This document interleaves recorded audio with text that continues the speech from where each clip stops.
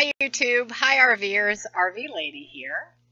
And so how you been? You know, I've had an interesting change in my life. So I thought I would make a video, and this is the third time that I've done this, by the way. It's making me insane. And I know the lighting is wretched and the sound is probably wretched, but, you know, bear with. Or I'm just going to do it again. I shot it on my iPhone first, and the audio was so bad. I said, okay, I'll just do it on the camera on the computer. So, and then the audio was really bad, and so now I'm doing it again on the computer, and, you know, whatever. Okay, here's what I'm going to talk about today. And that is last Sunday, the 10th of June, I had a massive coronary. And I shouldn't actually be making this video. I should be dead. I had what is called a widowmaker, and that is a 100% blockage of the artery. I think it's an L something artery in the heart. And I brought pictures. Yeah, my heart. Yeah. So anyway, these pictures that you're seeing, the first one is prior to having my stint put in, and then the second one is obviously full blood flow to all of the areas that were previously getting blood flow. Now, I do not know the percentage of damage that I've done to my heart, and I'll find that out on Thursday coming. And but, you know, I'm not dead, so something must have gone right. Now, we're going to talk about women and heart attacks now. Now, let me tell you, I honestly believe that I have been having symptoms for 6 months. And the reason that I say that is because of the symptoms. And men and women have symptoms differently. You know, men grab their arm, fall to the ground, start crying because they're big babies. And, you know, if you have a widowmaker, then it's adios. Women have much different symptoms. And so I've been having abdominal pain, which I was having in January and went to an emergency room for. And I think that was tied in to the lack of sufficient blood flow to the rest of my body. Now, obviously I didn't have it 100%, I think they call it occlusion, and at that point, but other things started happening. My fingers would go numb, and I blamed that on the fact that I sit at a keyboard all the time. I started getting like sciatica. You know, it was like one day I was fine, and the next day I could barely walk. I started getting that, and so I went to the doctor like a couple months ago. No, not even. It wasn't even a month ago. God, it was just like 10 days. I went there, and basically he said, well, you know, take Tylenol for the pain, and, you know, if it doesn't get any better, maybe we should sign you up for some physical therapy. Yeah, I was having a friggin' heart attack. So anyway, it ended up that on Saturday, I was walking the dog and became exhausted. And so I went back, took some aspirin, laid down, put my legs up, got my TENS unit out, put those little, you know, pads on, turned it on, and it was, you know, relieving to some extent. And then, you know, I was fine. And then, and my blood pressure, I took my blood pressure, which I do all the time, and it was high. It was like 165 over like maybe 90. And so I thought, you know, I'll just do nothing for a while and just rest. And so then Sunday morning, I was going to spend the day with my daughter and grandson at their house. And so it ended up that getting out of the car and walking to the up to their house damn near killed me. So I got up to the house, and she opened the door, and, you know, hugs or whatever. And I said, I have to sit down, and you need to go get me aspirin right now. And so she went and did that. And as she's walking back with the aspirin, she said, should I call 911? And I said, now. Call them now. So the 911 guys came, And I think that there is a rule. The paramedics just have to be like the most handsome men ever. I swear to God, it's a rule. Because, every one of them, just the most handsome men you've ever seen. And, here I am literally dying. And the most handsome men in the world are like, touching my body. What's up with that? So the paramedics came and they put a nitro patch on me. And it was as though, a Volkswagen bug had been lifted off my chest. And I said, just kind of jokingly, okay, yeah, I'll take a prescription of that, please. And so he said, yeah, no, we can't do that. He said, we'll be transporting you now. So my blood pressure was amazingly high, like 210 over 105. And so it was ridiculously high. And I've had it that high before, believe it or not. Oh. So it ended up that they transported me to, it was one of the worst hospitals, ever. But I was very fortunate in that they have a highly rated cardiologist there who happened to be on duty. Bonus.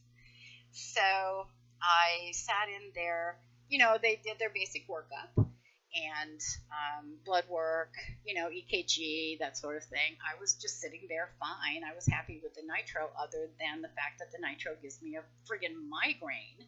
And I guess it does it to everybody. But, that makes you want to die. Please hand me the gun. Let me shoot my head off because it hurts so bad.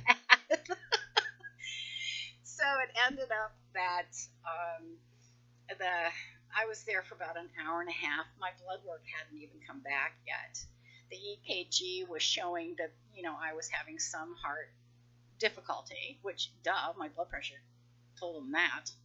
And so the hospital admitting doctor came over and said, we're going to keep you overnight.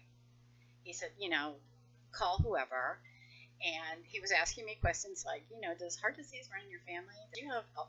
Do you drink alcohol? He was asking me questions. And so he wanted me to go through the list of all the diseases that my family has. And I said, just check them all. I said, seriously, I'm not going to answer all these questions. Just check them all. And, yeah. I said, the only disease that I can honestly say, and I'm not even sure about that, has escaped my family tree is maybe AIDS. Other than that, we've had it all. And anyway, so it ended up that he was like, okay.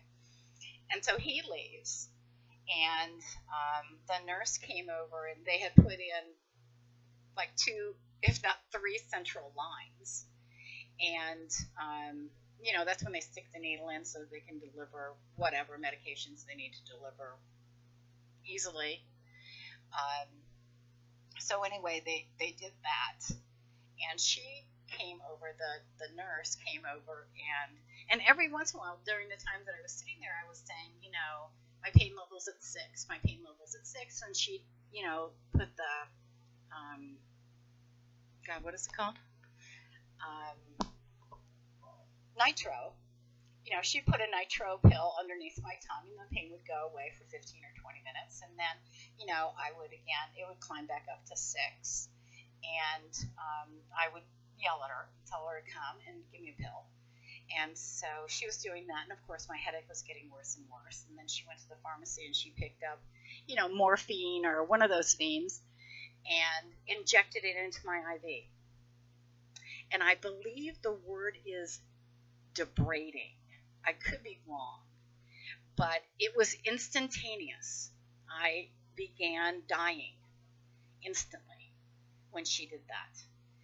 Basically what happened is my entire body went into this shaking, and it was like my muscles were contracting, and I couldn't stay still. Every pore in my body opened up and gushed liquid, just gushed it, to the point where they couldn't keep the EKG leads on me.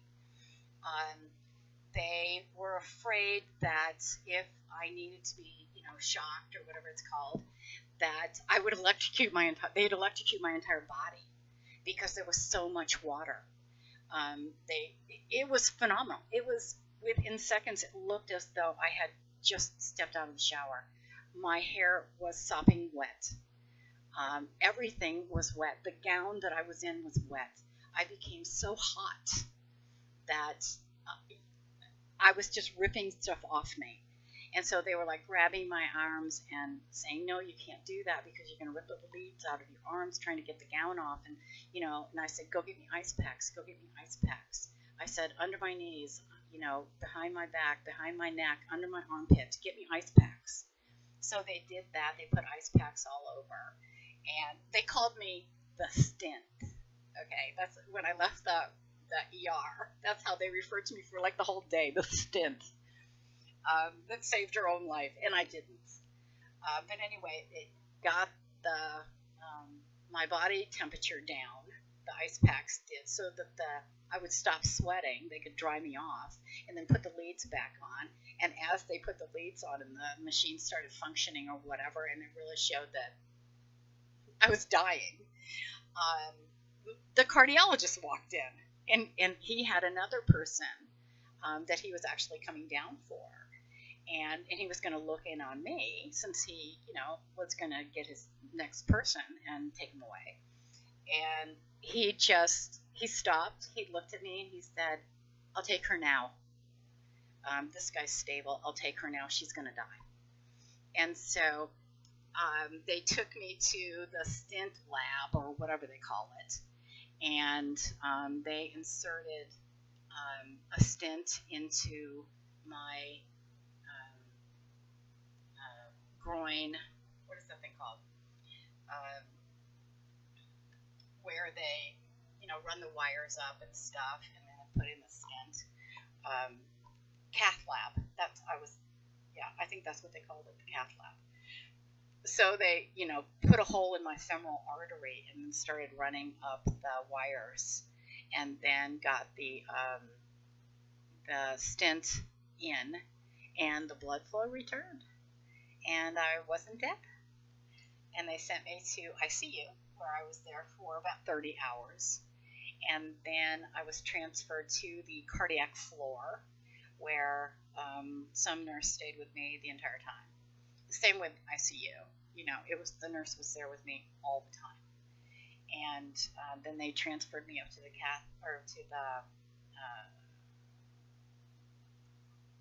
cardio floor. And what was really interesting about that was nobody thought I was sick. Nobody thought I was dying. Because I was like this. It was like once he opened up the artery, I was fine.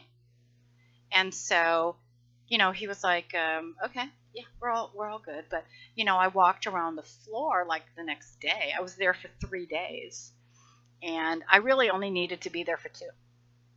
And the reason I was there for 3 was because I wanted to have an echo something done on my heart so that they could look at all the chambers on my heart, echocardiogram. And so they did that.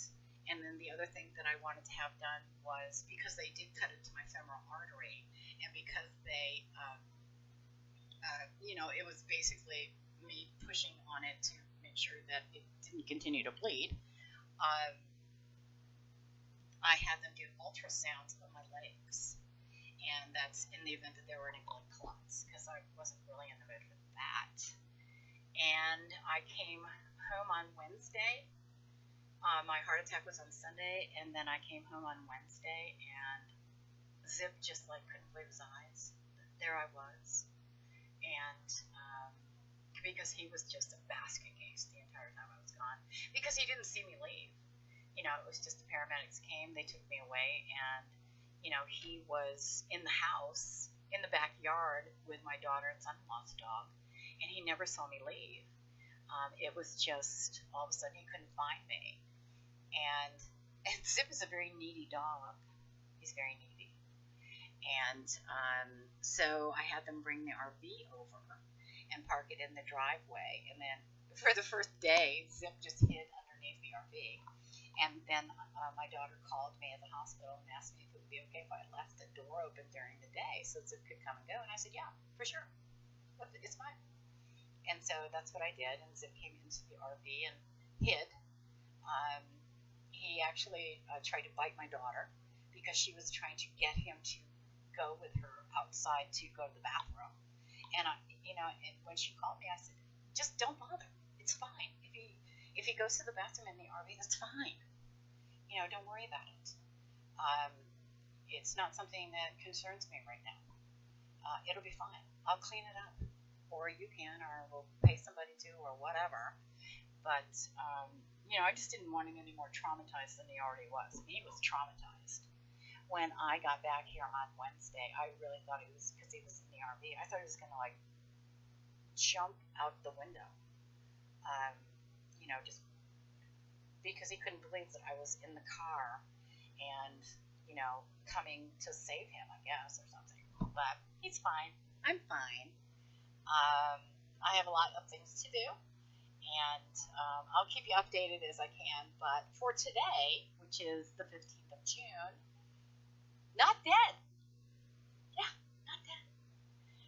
Even though I absolutely should be. Google widowmaker, and you'll find that there have been how dangerous it is, how fatal it is, a widowmaker heart attack. And honest to God, no reason I should be here, just none. And my daughter, when she came to visit me at the hospital, she was like, "How did you know?" And I said, I have no idea. I said, I just knew that I had to get the, small Volkswagen bug off my chest. And I actually, when I started going into the convulsive, heating, sweating thing, was when I was actually 100% blocked. And so that was when I started dying. And I was really calm, by the way. It was actually a very calm kind of experience for me.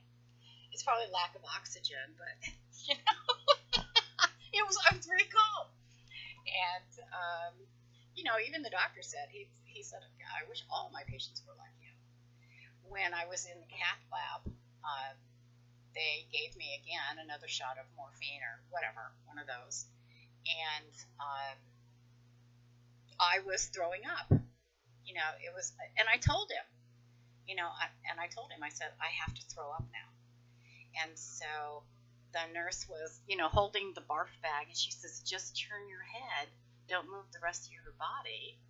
And which I did. I did exactly, it was just like I just turned my head and I'm barfing into this barf bag. And, when I was done, which I couldn't even believe I was actually throwing up something. But when I was finished throwing up, it was like, cool washcloth. And, that's how in the moment I was. It was not, I wasn't terrified. I wasn't I was just there doing what they told me to do so that, I would or would not die. That was basically where I was going with that. But it's very weird. It is. It's very weird to have that kind of event happen to you. And that cardiologist saved my life. Absolutely saved my life. And so I'm going to, of course, be changing my life. And there is a facility that is here. And it's supposed to be like this top-rated facility for heart recovery. That's all they do. It's a cardio recovery center. And they don't take people that are, actually, what they do is once you have your cardiac event or cardiac heart attack, they teach you, they change your life. It's rehabilitation, it's physical therapy, it's swimming, it's food management, they have nutritionists, and then the education portion of it is, there too. And then they also ask a bazillion questions, so that they can better inform people, So it's an exchange of information, and it's something that my insurance covers. So I said, the woman came to me when I was in the hospital, and she was talking about it, and, she said, you have 100% coverage on this with your insurance. And I said, okay, great. Who knew and who cared at that point? And then she said that I said, how long should I do this? How long am I in for? And she says, your insurance doesn't have an end point on it.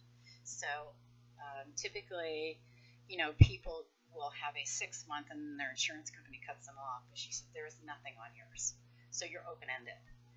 So I said, so I could do it for a year? And she said, yeah. And she said, I would suggest that you do because you had a widower maker. So, but they don't really call it a widower maker. They just call it a widow maker. Because apparently women, don't count. Okay, don't get me started. Anyway, that's it for me. And sorry this is such a crappy video, but just wanted to get it done. Hopefully this one works. This is actually number 3. Third time I've done this. So that's it. I'm not dead yet. So smile and be brave. And if you're having any of the symptoms like I described, call 911. Do not share that with me. Just go to the hospital. Can I stress that enough? If you're having any of those symptoms, you're having night sweats, go to the hospital or to your doctor and have him run an EKG. Okay, so this is RV Lady, not dead. And I'll talk to y'all later. Smile and be brave. And take care of your heart. I'll talk to you later. Bye.